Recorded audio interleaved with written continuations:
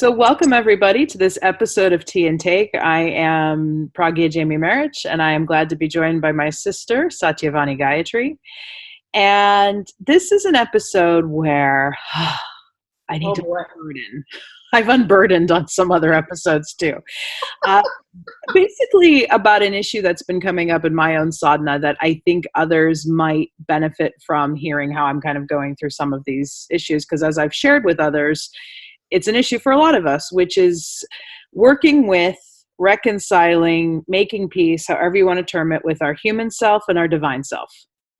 Or what some of you may have heard framed as the lower self versus the higher self. And even that word versus I don't really like anymore. Lower self, higher self, small s, big S. Because I'll tell you, so Satyavani does help me out with doing some Ayurvedic consultation. And in addition to some of the issues about food and practices, some of our sessions, I've really just had to vent on the whole mind-body connection thing. And I had a very interesting moment during one of our last sessions that really kind of put me on this path of exploration about things where I'm going through a bit of a struggle in my personal life. I have been, I think, my whole life. We all have. My whole life has been a struggle with my personal life. But, with this one particular specific issue, we have visited a couple times. And I reached this moment where Satyavani asked me a question, right? And I got paralyzed, almost a little bit dissociated, where I was afraid to answer the question in a way I wouldn't have been with my therapist. And then it dawned on me, the reason I'm afraid to answer this question is I'm afraid you're going to judge me as a bad yogi, which is ridiculous because Satyavani, yet because we are on this path and share these practices, I'm going to bat it over to you right away because you said the bad yogi complex. How have you seen that affect people? The bad yogi complex, it's so interesting. There are a lot of yoga practitioners. Mm-hmm. And I'm just going to use that as a general statement. Fair. Yoga practitioners, because there are also different types of yoga practitioners. I think we can be in agreement about that. And there's a lot of yoga practitioners that have in their mind what constitutes a good yoga practitioner and what constitutes a bad yoga practitioner. Mm. And a lot of folks believe or have developed, for whatever reason, a belief that being a good yoga practitioner has certain characteristics. Mm. And a lot of those characteristics, when actually, if one was to write those down, are very material world, material body driven. Mm-hmm. One of the phrases that I use with this group of women that I'm working with this year in my Ayurvedic Woman program is always in sadhana.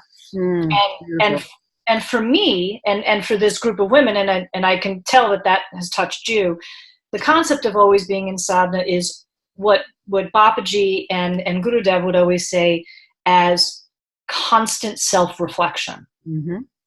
And in those constant contemplative self-reflection spaces, there are going to be things that are going to come up that are going to be like, wow, that's something that's not particularly attractive about me that I'm just noticing.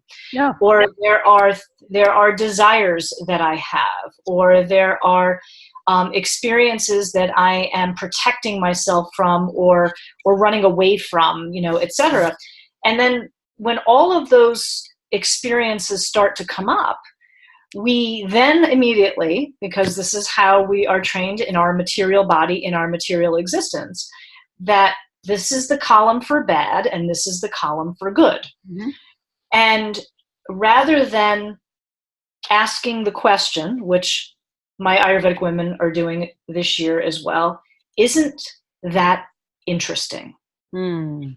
And rather, and this is a teaching that I have gotten from Devarshi and Jovina, as well as we've gotten it from Gurudev, that it's not about putting a label on it, but rather, inquiring and being like, this is interesting. Like, why is this coming up?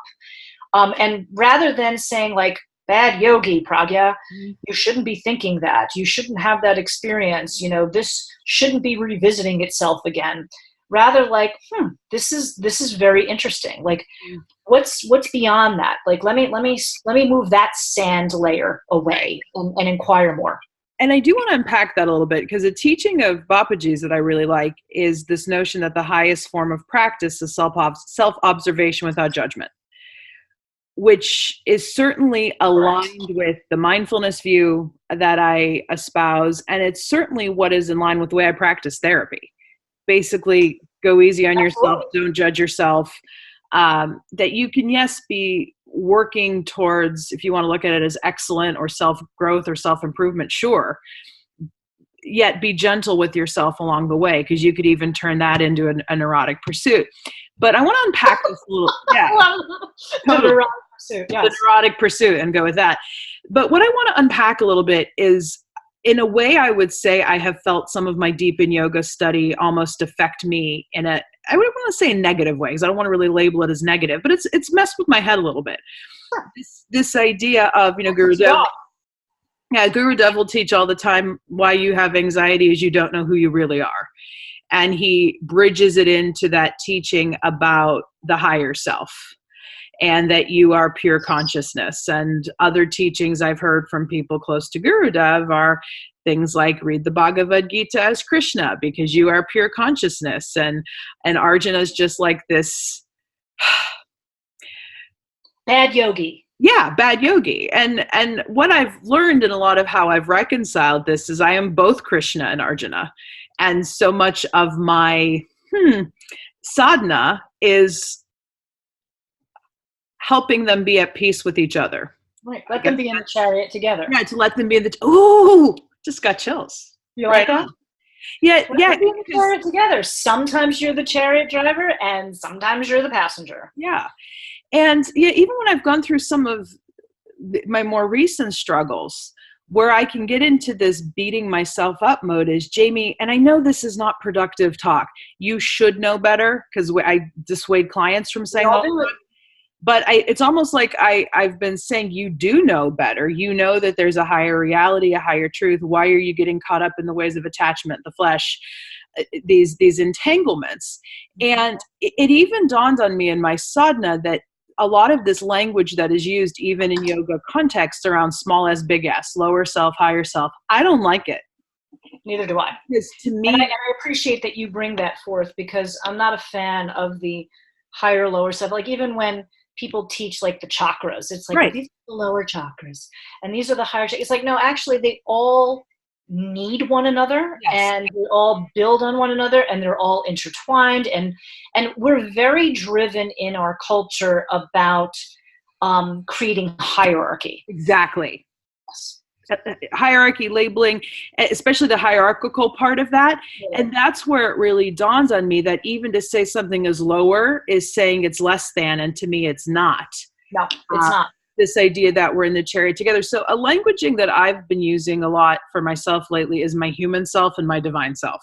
Yes. And the way, how about your whole self? Yeah. Which does consist of these human and divine components that I think is important to recognize, because at the end of the day, I do believe Guru Dev's core teaching, which is so much of why I can get into anxiety and frustration and fear, is not knowing who I really am, not being attuned to my divinity. Totally. To my Krishna. So I get that. And I have found that teaching ultimately very helpful when I can get into the poor me's, why me's. 1,000%. Yeah. It's interesting because I'm glad that you touched upon Guru Dev's teachings, because ironically, over the past couple of days, I have been rereading one of his original books, Meditation in Motion. And he talks about exactly what it is that you're touching upon here, this human and divine interplay, in the fashion through a core segment, if you would, known as prana.